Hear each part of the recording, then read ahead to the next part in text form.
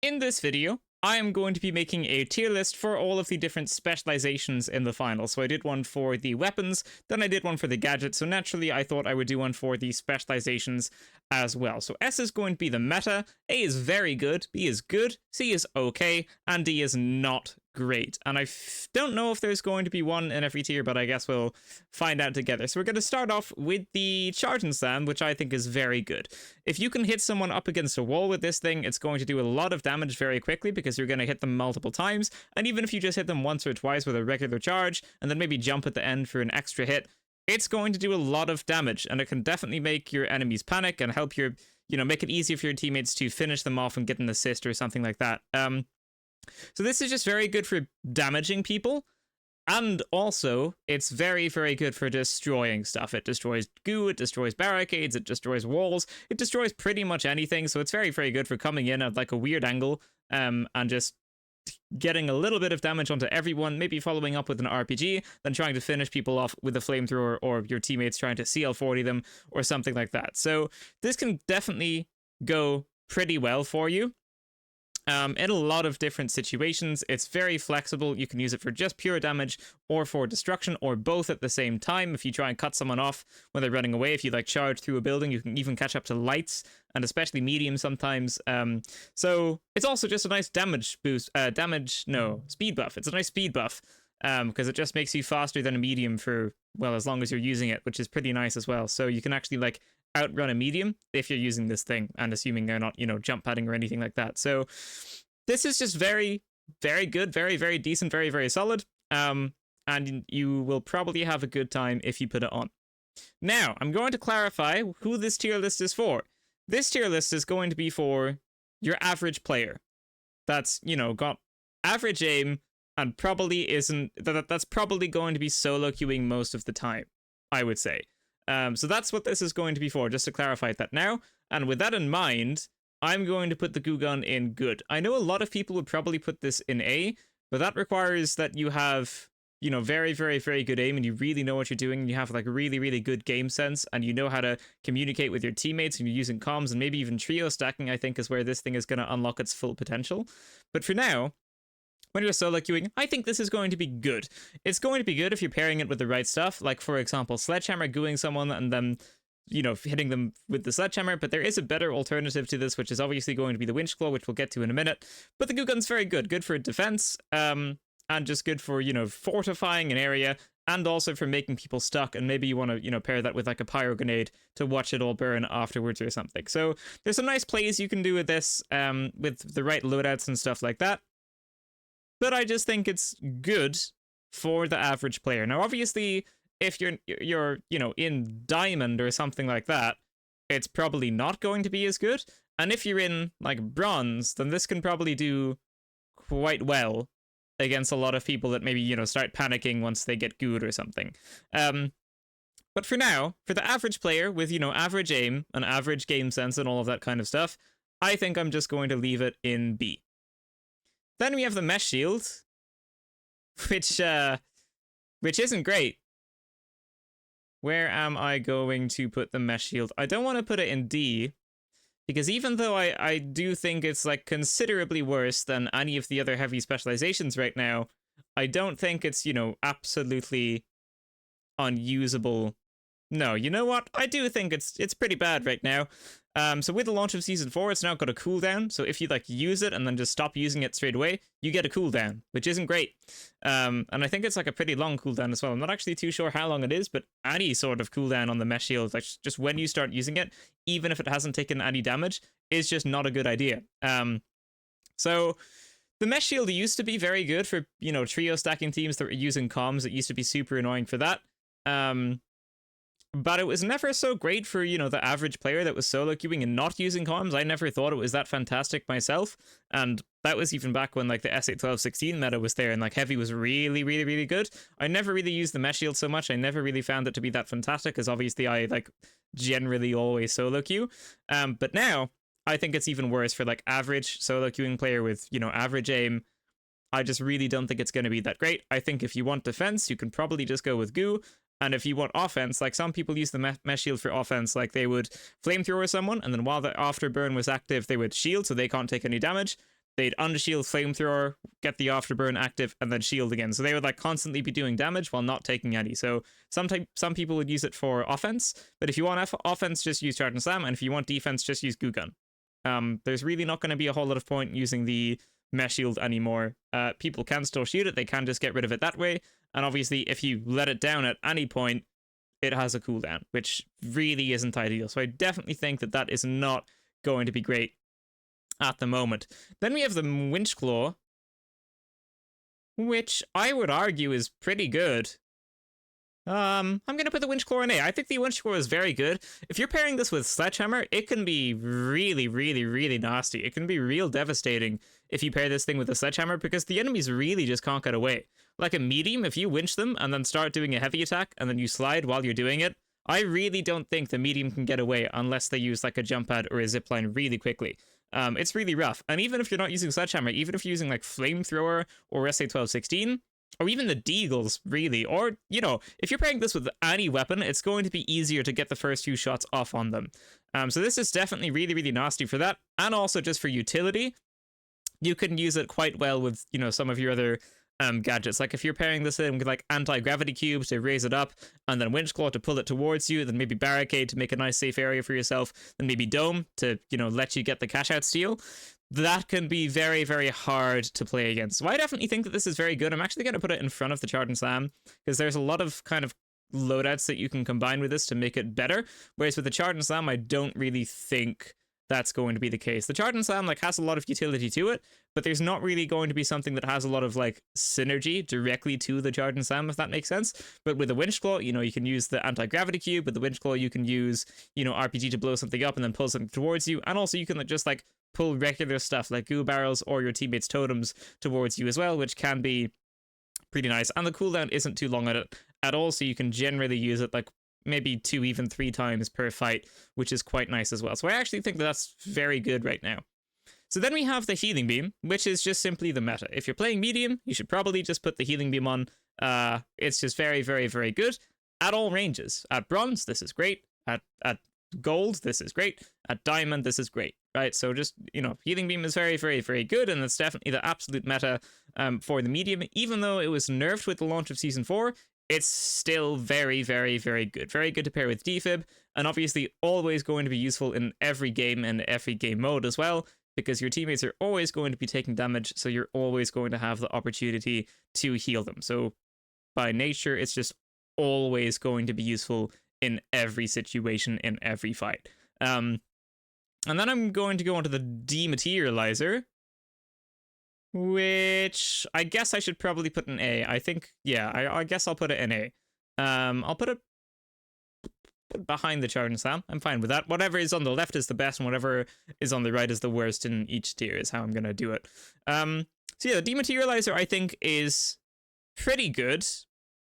The thing is, the Healing Beam is just better, but the Dematerializer is good if you're running the right loadout. If you have, like, you know, flashbangs and then you demat and you come off at a weird angle, or if, you know, make a nice steal by bringing the cash out down a couple floors and then, you know, closing it up so that the enemies can't really get to the cash out in time, so maybe you'll get a last second steal. There's a lot of nice things that you can do with this, and there's some weapons that will pair with it better than others, like the Model and the CL40. If you come off at a weird angle and then you get the splash damage on like a full team of 3 that's maybe all healing each other at the corner of the room or something, this can probably be pretty devastating for the enemy team. So what you could do is you could run like 2 Healing Beam people and then 1 Dematerializer person, which could be pretty good. But I think 3 Healing Beams are just going to be better, to be honest. But this is still very good, definitely very cool, and you can be very, very, very creative with it for sure.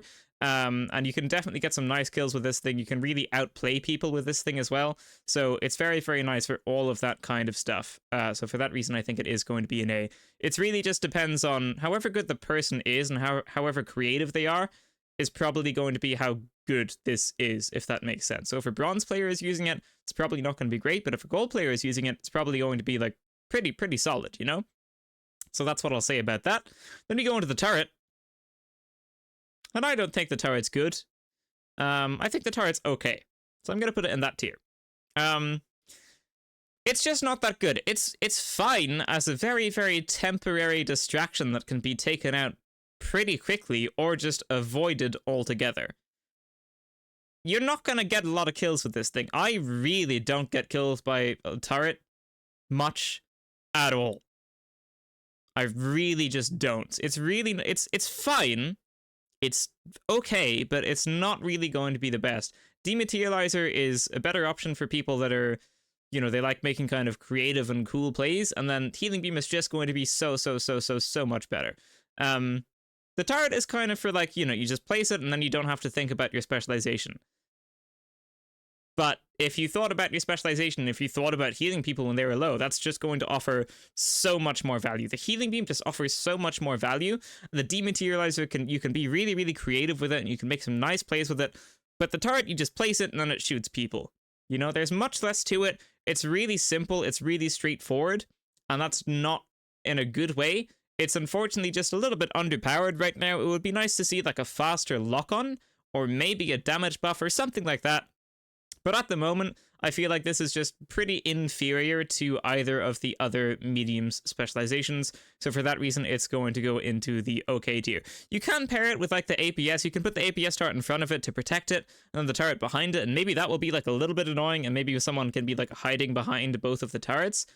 But you can still shoot them with like a flamethrower. You know, you can still play around that. You can just charge it and get rid of everything at once, and then kill the person, and then the turret doesn't matter anymore. So there's a lot of ways to play around this. And, you know, if you're trying to make this work by also putting the APS turret on, and then maybe you got some goo on as well or something, you're committing a lot to something that's only okay, whereas you could just put the Healing Beam on and then have whatever loadout you wanted, you know? So I really just don't think it's going to be then fantastic. I'm not going to put it in D because it's not like it sucks. It's just really overshadowed.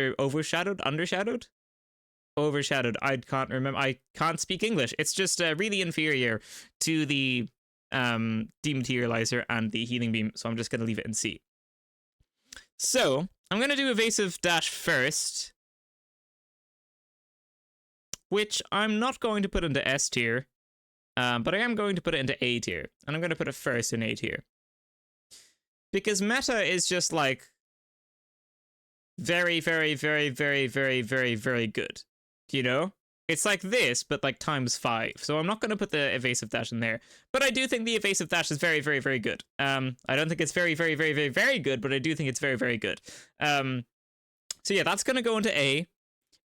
It's just really solid. You can make some, it's just a dash. Just makes you go fast, and you can do it 3 times, and the cooldown is good.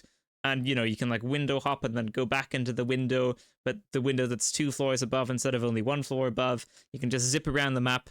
And it's just really solid. This is going to pair better with the sword and with the SH1900 and stuff like that.